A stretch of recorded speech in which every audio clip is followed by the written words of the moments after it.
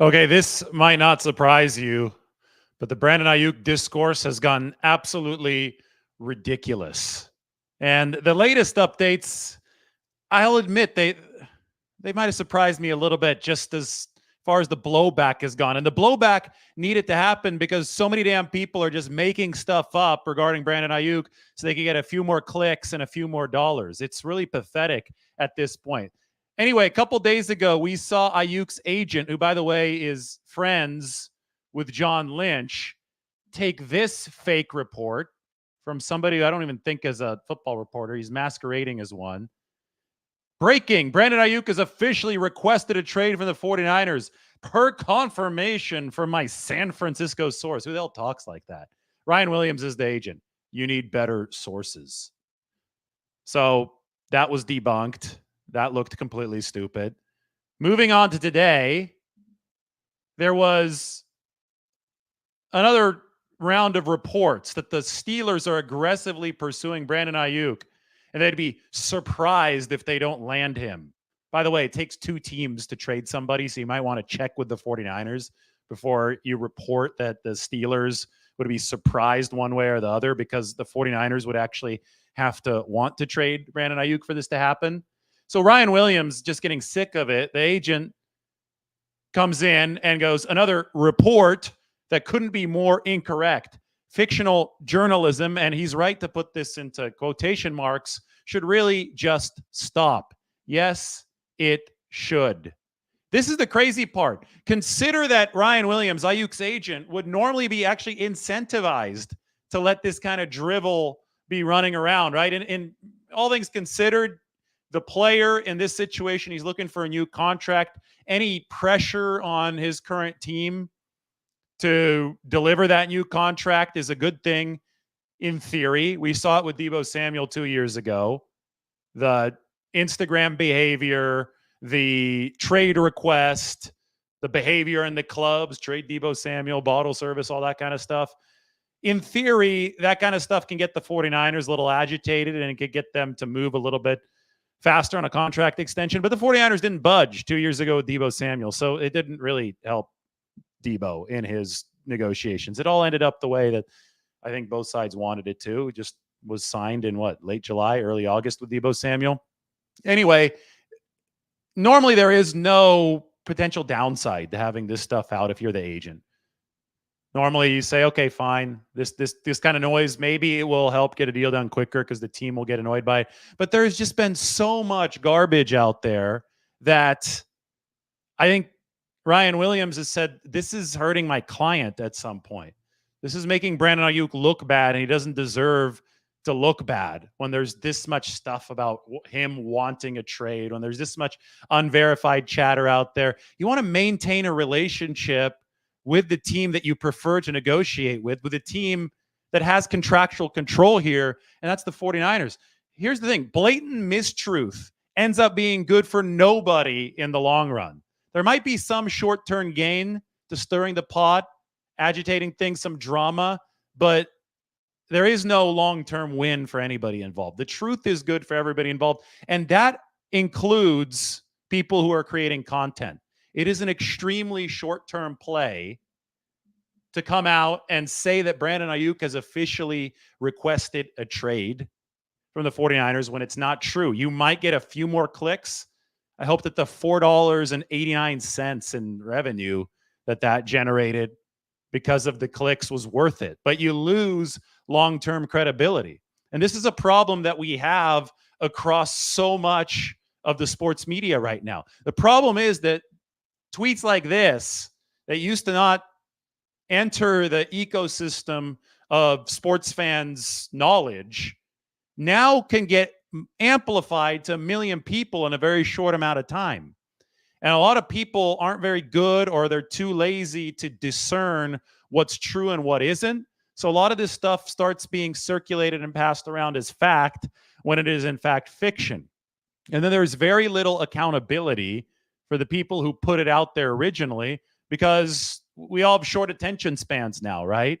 It's a short attention span world. So the next false rumor will be out there by the time that Brandon Aiyuk potentially signs his contract. And we won't remember this breaking report that he officially requested a trade from the 49ers didn't happen. Well, I'll remember it, and I'm sure that those of you watching the show will remember it. You need better sources. Every single time there's another report from this person, maybe we should just say that he needs better sources. This is where Occam's razor comes into play. And look, I even got the Wikipedia page for Occam's razor out. In philosophy, Occam's razor is the problem-solving principle that recommends searching for explanations constructed with the smallest possible set of elements. Popularly, the principle is sometimes paraphrased as the simplest explanation is usually the best one. Well, here is the simplest explanation in this scenario. Brandon Aiyuk is under contract with the San Francisco 49ers. Brandon Aiyuk also happens to be arguably the best receiver in football. I'm not saying he's the best receiver in football, but when you can put up numbers and grades like this, he's in the very top right of this XY graph, you're arguably one of the top guys in football. The 49ers also are in the business of getting better right now because they're in ultimate win now mode after coming up a play short of winning the Super Bowl. So a team that's in win now mode trying to kick the door down is not in position to get worse in the short run. So they would very much like to keep one of the best players, one of the best receivers in football. And that objectively is Brandon Aiyuk. So you look at all of those things and then you actually listen to what people are saying, what people who are connected to this are saying. John Lynch, Jed York. There's saying they want Brandon Aiyuk around. How about Brandon Aiyuk himself? He's saying that he wants to be around. He said, this is not a direct quote, but it's a paraphrase. He said that he wants professionals on both sides to work out a long-term deal. Brandon Aiyuk has been spotted at the facility over the course of this offseason. I think he said he was at the facility, right, during his interview with Chad Ochocinco a couple weeks ago. So all of these people who are actually tied to this versus random people that have an internet connection somewhere on the East Coast, the people that are actually tied to this are saying that they want this thing to go in a certain direction. That's not to say that the NFL can throw us a curveball. Of course it can. It's the NFL. It's business. Business can throw you a curveball. Life can throw you a curveball. But we assign sets of probabilities to things. And in this case, based on what people are saying, based on what the 49ers have said that they want and what the 49ers obviously want, and based on what Brandon Aiyuk has said that he wants, based on Brandon Ayuk's actions, and I'm not going to zero in on an Instagram unfollow and say that it means more than it really is. That's usually just a negotiating tactic within the sphere of the current team. Based on all of that stuff, the probability that Brandon Aiyuk is going to re-sign with the 49ers is the highest out of all options. Just the way that it is. To report on it as otherwise is just irresponsible. You know, you could leave room for different things that can potentially happen. You could say, yeah, never say never. Some team can come in and offer the 49ers the number 5 overall pick and another first rounder next year and, something crazy like that. Sure. In an alternate universe, that might happen. Just in case we get teleported to an alternate universe, you leave that as a possibility. But you say that in all probability, the 49ers and Brandon Aiyuk are going to get something done because that's where the data points us to. That's where the 49ers financial reality points us to. There are people out there right now that are saying that the 49ers, due to their salary cap situation, cannot afford Brandon Aiyuk. And these are people who just don't understand the 49ers salary cap situation. They are not experts on it. They have not studied it. Good news for you is that I have. This is their 2024 salary cap situation. $18.5 million projected for the 53-man roster. Guess what? Extending Brandon Aiyuk this offseason would actually save the 49ers probably about $6 million of space this season. They could have $25 million or so, $24 million entering the season if they extended Brandon Aiyuk, which they can then carry over to 2025, where they currently have about $22.3 million. Brandon Aiyuk is Brock Purdy's primary weapon. He led the league in yards per catch this past year. You're about to make a massive investment in Brock Purdy.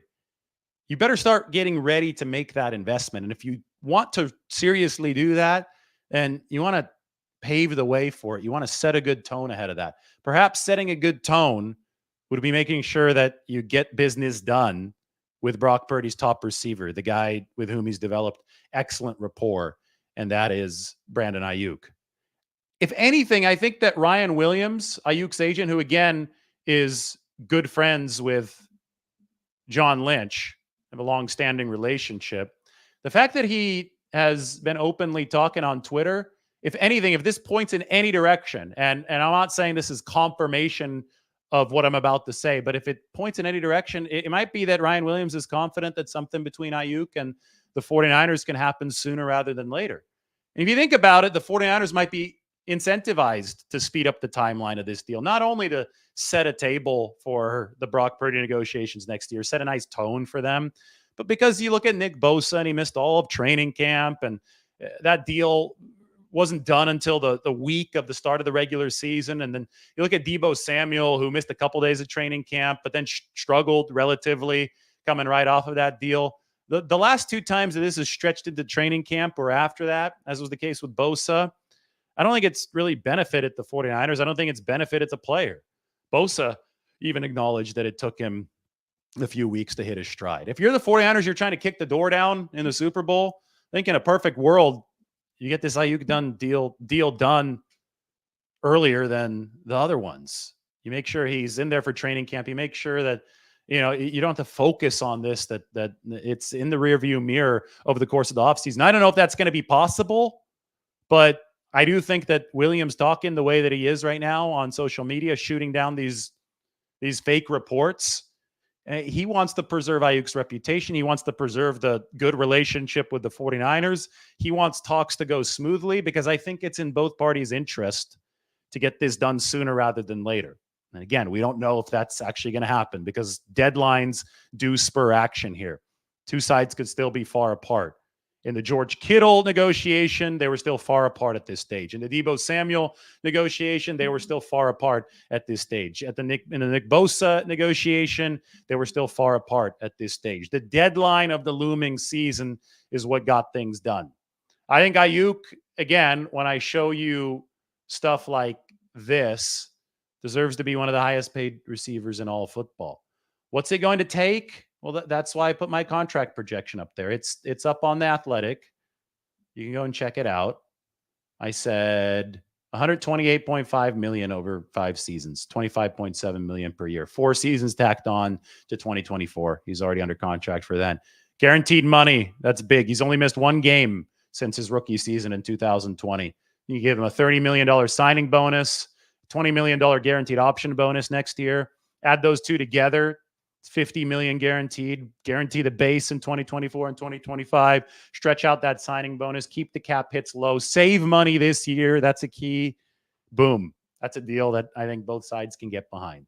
This would be about, if you like APY, it'd be $25.7 million per year. But that's my prediction for Aiyuk's contract. This is a look at the top contracts in football right now. By APY, Tyreek's at the top. Deebo's at 23.9. I think fully guaranteed money is something that you should look at a little bit more closely. And I think Aiyuk will be over 50 million in fully guaranteed money. I think that's what he deserves. That's what it's going to take. That's what the data points us to. He is so important to the 49ers in so many ways, including the blocking.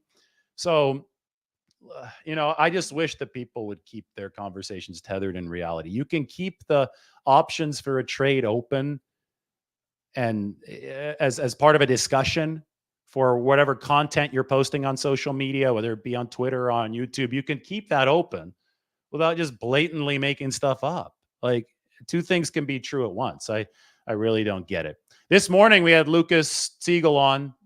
We talked about the end of the 49ers, Warriors, and Giants dynasties. The Niners obviously ended in the late 90s. The Warriors maybe the other night. The Giants last decade. We talked about trade up, trade down, or stay put. The 49ers different options.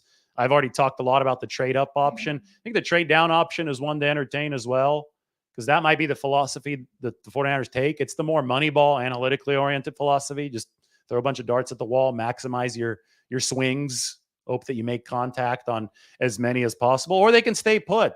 Matt Barrows came out with a good article today, which summarized the 49ers visit list up on The Athletic. And in that one, he pointed out that they're not, at least as far as documented visits, they haven't been looking at the top half of the first round. They've been looking at projected pick number 30 and down below that. They may really like that sweet spot of the draft, and they may try to maximize their swings at it. There are 2 ways to look at it, maybe 3 ways if you want to stay put, but we'll see which option the 49ers end up taking moving forward. So, and that video this morning was called 49ers Perspective and Strategy, the next steps for Brandon Aiyuk. Well, now we're updating you later in the day. The discourse has indeed gotten ridiculous. I'm going to open it up for 49ers Q&A.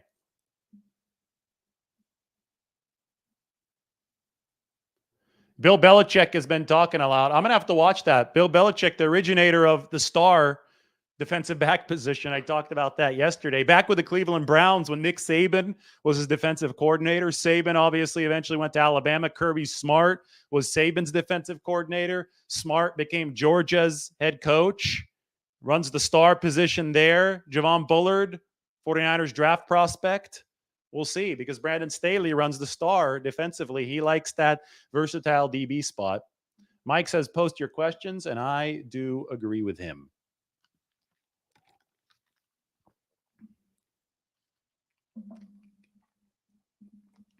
Thank you. I'm glad this is the only channel you watch for Niner news. You won't be misled. Essentially everywhere else, I'm told they're saying that a trade of Brandon Aiyuk is likely. They're not like looking at the facts of the situation. And it's just gotten to be, I mean, I can't even find the right word for it. It's just gotten to be so bad at this point, though. You just disconnect it from reality. I mean, if you want to watch if you want to watch adults talking about football, you could come here and we'll talk about what the most probable outcome is, and we'll move forward with that. So that's all I have to say about that. I'll answer your questions now, though. Aiyuk might switch to that Applebee's job. It seemed like he was really good at it in the commercial.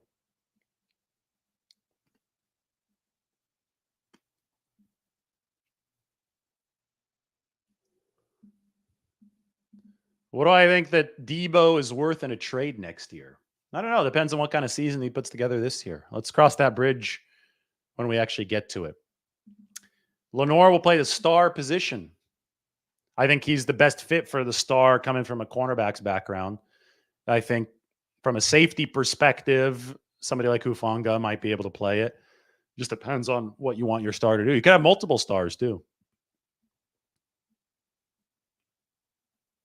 The Brock Purdy John Deere connection. Awesome. I got to get my wife to apply for that job. She works for a tractor supply company. I think this John Deere, what's it called? The tractor spokesperson of the year or whatever it is, the tractor rep of the year. I think that'd be a good fit for her.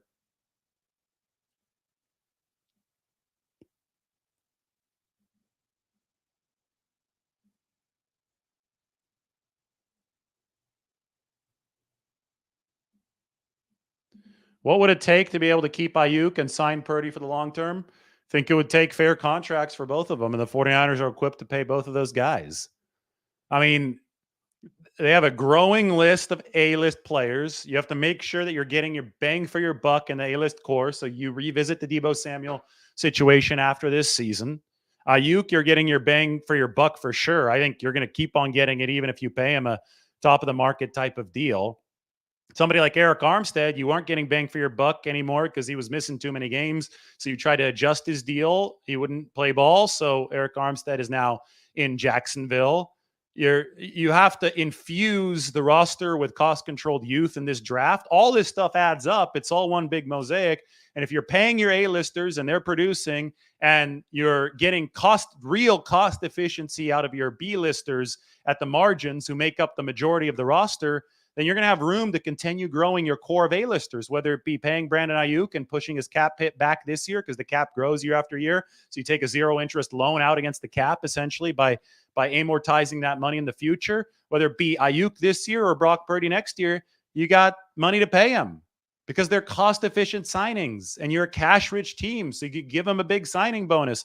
You can stretch that cap hit out into future seasons like an accordion. This is what it would take right here. You see, this is Aiyuk's contract. The blue and the green, that's stretching the cap hit out like an accordion into future seasons. The ability to do that is contingent on a team's willingness to spend. Given that big signing bonus, given the big guaranteed option bonus, well, you only want to spend that on players who are worth those kind of guarantees. Brandon Aiyuk has absolutely proven that he is worth those kind of guarantees.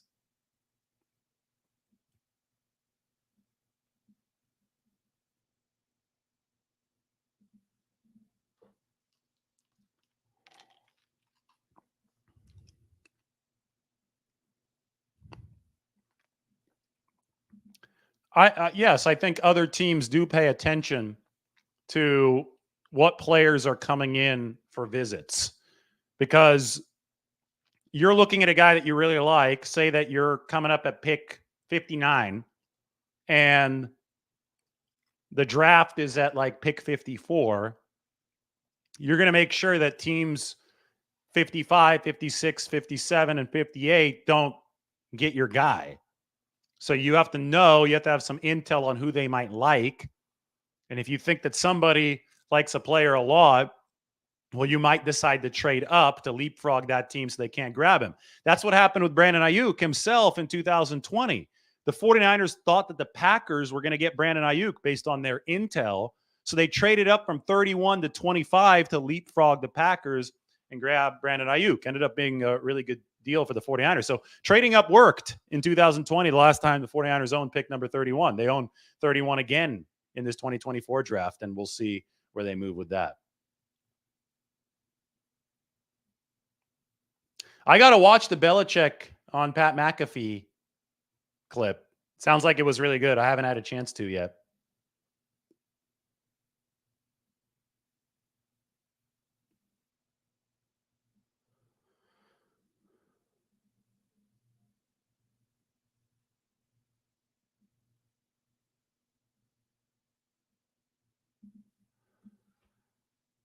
I think it's too early to speculate what Brock Purdy might sign for next year because we still need to see him deliver again in 2024. If he delivers at this rate again, he's going to be a 50 million plus player. Like a $50 million deal might be what you're saying here in this comment might be that reasonable team friendly deal. The quarterback market has exploded. We're on our way to 60 million with the quarterback market. And Purdy has proven to be one of the top guys in the game. Now he just has to sustain that. And if he sustains that into contract signing mode, well, then you're in business next year.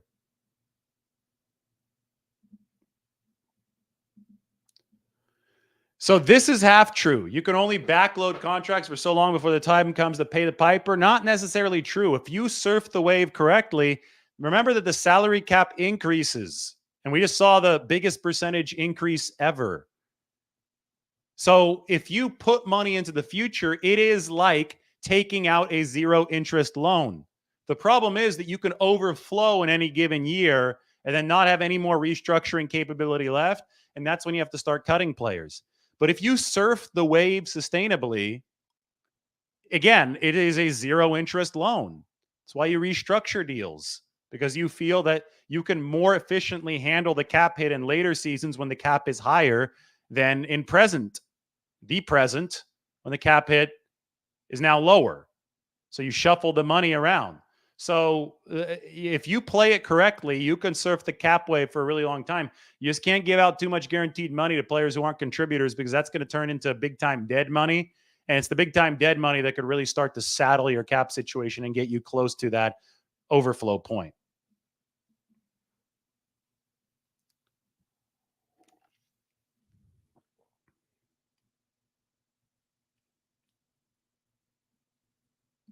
He might be the highest paid player in the league by the time next year is done.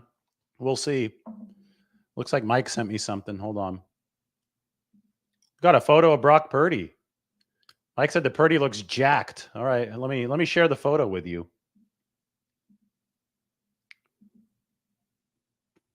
Give me a second. We're gonna call it Purdy jacked. Saving it. Saving it, getting it up on the screen for everybody.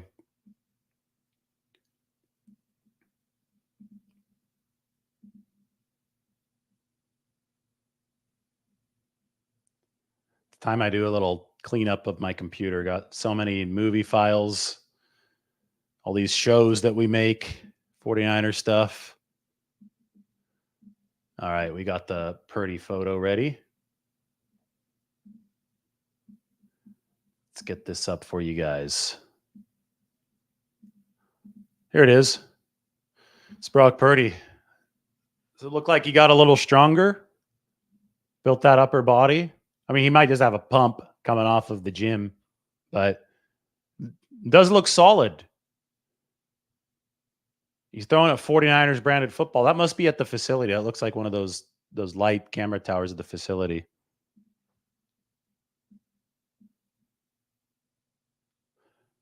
Who took that picture? Do you know, Mike? Well, let's credit who took that picture. I see that Coach Yak posted it. Coach Yak is a good follow on Twitter, but I don't know if that was him taking the picture. So I'm trying to figure out who took it. Mike is looking. We'll find out. He did say that he's going to work on his strength and his agility. Yes, Brock Purdy did say that.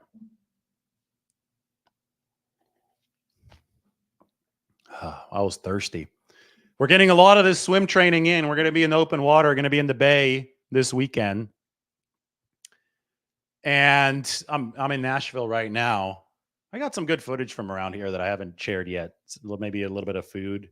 Before I fly out to San Francisco on Saturday morning, maybe we wrap that into a show. You guys have seen a couple of these shows from the farm as well. So I don't think that a coach took that picture. It looks too professional. If it's on the 49ers facility, it might be T. Lloyd. It might be one of the photographers. It has been nice here the last couple of days. Why do you think I'm so tanned? Been swimming outside down in Franklin. So, and it's going to be, and now the weather is going to get worse here. So I'm going to go to the other spot in San Francisco, and it's going to be great over there for a few days. Probably pop into Orange County actually before the draft. We got a 49ers pre-draft press conference on Monday. The time of that is going to be 12 noon. We just got the email. It's going to be John Lynch in the auditorium. And some 49ers players are going to speak on Monday as well. Nice. We're going to get Lynch and some players on Monday at 12. Then I could hop down to Orange County. Then the draft is going to start at 5 p.m. Pacific time on Thursday.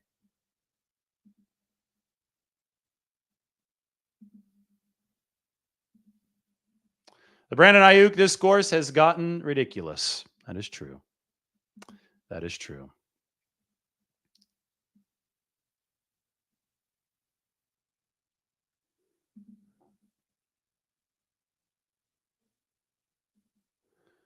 Purdy's in Orlando, according to this picture. He's training in Florida. The photo's taken by Aaron Berkshire. At least that's the credit on the photo. So there you have it. Aaron Berkshire has taken the Brock Purdy photo that I can share with you guys one more time, just so you have it. There are actually more photos, but they're all similar.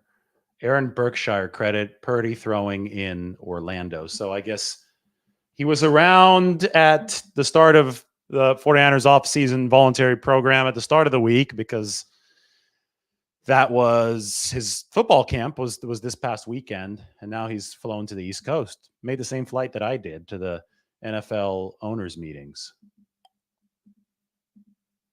Yeah, there are a couple other good photos here. They're on Aaron Berkshire's Instagram. How about I just share these? How about I get this on the screen? We could wrap up the show with these Brock Purdy photos.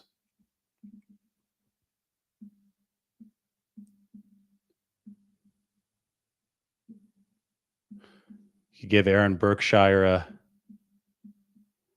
nice follow. Here we go. There's one.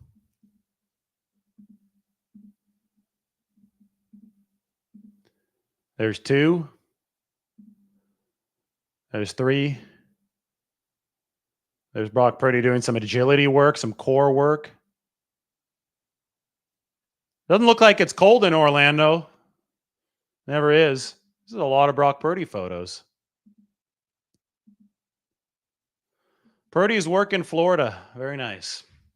All right, that's about it. I'll do a show on Purdy too here before I have to get going. So stay tuned for that. Thanks for watching. The Brandon Aiyuk discourse has gotten ridiculous. I'm happy we got saved from it by some Brock Purdy update material. So I'll be back with that in just a few minutes.